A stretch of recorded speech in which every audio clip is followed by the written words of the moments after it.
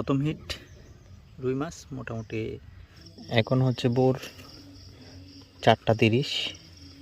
আমরা সারা রাত চারের মধ্যে ছিলাম, এখন আবার চার করব। এগুলো হচ্ছে খৈল, 3 কেজির মতো খৈল নিছি।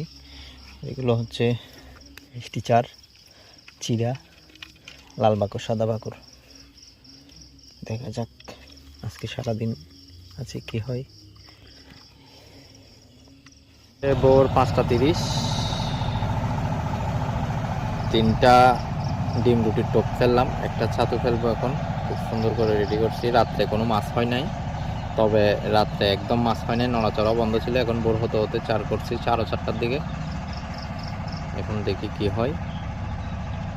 প্রথম ছাতু ফেলতেছি।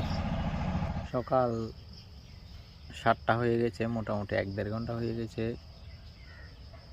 কোনো টান পাই নাই এখনো।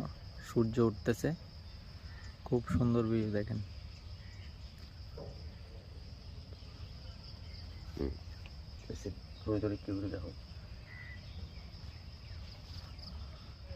একটা কাতল কিন্তু ওয়াশ পাইছি, মোটামুটি 5-এর উপরে হবে, একদম বড়শির উপরে। দেখি টোপ নেয় কিনা। প্রথম হিট রুই মাছ মোটামুটি 8 থেকে 900 গ্রাম হতে পারে। একা আছি, মাছ তোলার সময় ভিডিও করতে পারিনি।